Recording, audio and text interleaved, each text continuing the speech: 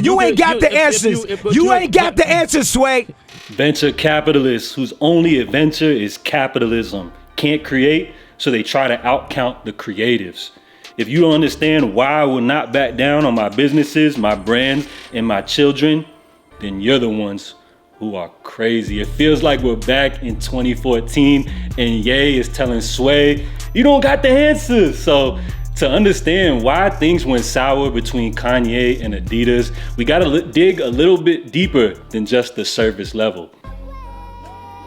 So we're gonna start with these two individuals which play a pivotal role in this story. So to your left, you have Herbert Hainer. To your right, Casper Rorstead. We're gonna start with Mr. Hainer, who was the previous CEO at Adidas. He had an over 13-year tenure with the company before stepping down in 2016. So Adidas is the #1 soccer brand, and soccer is the #1 sport globally. The only two markets that soccer doesn't dominate is the US and China.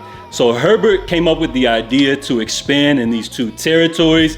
His way of expanding was by acquiring Reebok, as well as doubling down on retail at a time when online sales were starting to increase. So with these decisions that he made, they turned out to be failures for the company, as in 2014, it was reported that Adidas was losing revenue for 5 years straight. So you can imagine shareholders were pissed, and with pressure from shareholders, they wanted Herbert Hainer out of there. So how does Adidas react to this negative reception by their shareholders? Well, they decided to extend his contract by 2 more years. So after failing the company, they decided to extend his contract as well as give him more money. So you can imagine the shareholders were outraged. So in 2016, from pressure from shareholders, Herbert finally decided to step down as CEO from Adidas. But one incredible thing that he did before he stepped down, he signed a gentleman by the name of Kanye West. Now at the time, Kanye West was the biggest free agent in the sneaker world. He was just coming off frustration from a deal with Nike where he got no royalties from any of his sneakers, and he was limited on his designs and output from the brand. So Herbert signed Ye, gave him full creative control, and it turned out to be a success, as in 2015, Adidas passed Under Armour as the #2 brand in the US. It increased sales. The company went from losing revenue to making revenue, and retailers were lining up space on their shelves to add the newest Adidas and Yeezy products. So in 2016, Herbert Hainer stepped down as Adidas CEO, handed the keys to newly appointed CEO Casper Rorstead, and with a visionary like Kanye West behind the wheel, seems like all Casper really had to do was jump in the passenger seat and go along for the ride. Fast forward to 2022, and it feels like things are back in 2014 for Adidas. Shares are declining, stocks are down, and with pressure from shareholders, current CEO Casper Rorstead has announced he will be stepping down as CEO from Adidas in 2023. So where did things go wrong? From the outside looking in, it seems like everything was sweet, but Kanye went to Instagram to voice how he's really feeling. So he wrote, "Hi, my name is DC. I was hired by the recently deceased Casper without Ye's knowledge to run the most culturally influential brand in the world. I got ideas starting with this hat. They gave me the job over Mark Minor because they love my hat idea. Damn, I miss Casper." Kanye is referring to Daniel Cherry, who Adidas recently hired to be the senior vice president. Now, Mr. Cherry's former job was at DC Comics, #BHM. He then went on to post all of the board members on Adidas, which to me really showcased that how out of touch these people are with the culture. He then went on to post the fact Addy felt they could color my shoes and name them without my approval is really wild, but I promise everyone Adidas is not as wild as me. I really care about building something that changes the world and something I can leave to my kids. They tried to buy me out for $1 billion. My royalties next year are $500 million alone. Daniel Cherry Pop makes $2 million a year.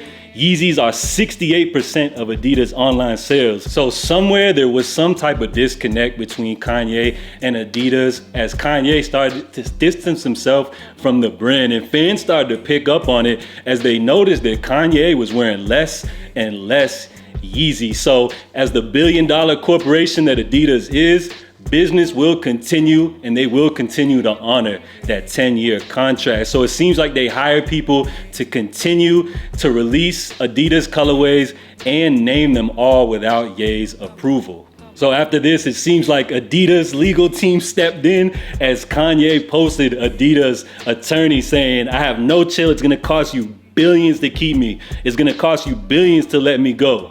Adidas, you stole my designs amongst other things. I'll give you to Tuesday. I'm not waiting 7 months to leave. The breach letter I sent you refers to up to now. I'm gonna make things unbearable, and I promise I've only been playing nice. I know everything. I promise. The fake shoes y'all sold behind my back in China, everything." So it seems as though the relationship between Adidas and Ye is at an all-time low. Even many people feel like the relationship is unrepairable at this point. But in my opinion, there is one factor that nobody's really talking about. So in the year 2000, an individual by the name of John Wexler was brought on by Adidas as part of their basketball business, working on orders and allotment for their signature ranges of Kobe Bryant and Tracy McGrady sneakers. So after 3 years at Adidas, an opportunity actually came up for Wex at their competitor Converse. That was my first chance to get into true marketing, and it was great, Wex says of the Converse pivot. We worked on the original Dwayne Wade campaigns, and there's still a lot of fulfillment that I get when I think of that time in Boston. So after 2 years at Converse, Nike was pursuing Wex for their lifestyle line, later known as Nike Sportswear. Adidas Originals wanted to help Wex build their casual category. Adidas offered, Nike did not, and the rest is history. So from the late 2000s into the early 2010s, they allowed Wex to build their Originals brand into a true totem of culture. Outlandish sneakers from Jeremy Scott startled boutiques and lit up the runway. Advertisements featuring Nicki Minaj, A$AP Rocky, and B.O.B. brought a new energy to the sportswear space. With this mounting momentum, Adidas Originals collaborated with Rick Owens, Raf Simons, commentating itself as a fashion brand. There are no words to describe the creative lightning in a bottle that existed from November 2013 to February 2015, Wex says, regarding the time span of signing Kanye to debuting the first Adidas Yeezy collection. I've tried to find the words in the past, but it was just the greatest exposure I've ever had to creatively and the process itself. How things twist, turn, and ultimately result in the most powerful outcomes possible. Everyone was doing their part on Yeezy, in addition to their actual full-time job, he adds. There were so many people trying to deliver on the level of the expectation and promise that a partnership of working with Ye could deliver. There was a whole dynamic of really pushing the boundaries forward. In 2020, Wex decided to leave Adidas for a new venture, and Kanye West went to Twitter to express how he felt. "Godspeed to my brother John Wexler. This man changed the game with our Adidas deal and helped to bring Adidas to a $62 billion market cap and made me a multi-billionaire. Thank you, John. You changed my life." So it really feels like Wex was the bridge between Kanye and corporate giant Adidas. It feels like ever since he left Adi in 2020, things have started to go downhill for the company. So it makes perfect sense why Ye posted the entire board at Adidas. Looking at these individuals, do you feel like these people care about the culture? Honestly, it feels like Ye is one of the last creators that actually cares. If he was just about money and played things safe, he would be just another Drake. What shoe company will give me control? I need to be head of the board and the chief decision maker.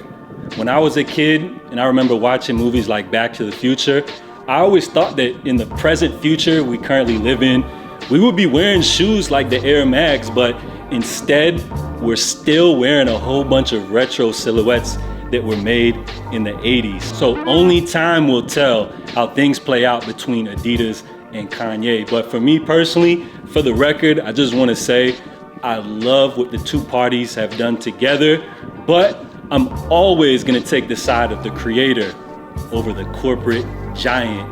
Rest in peace to Virgil. If we don't stand behind our creators, we're going to be wearing sneakers like this for the rest of our lives.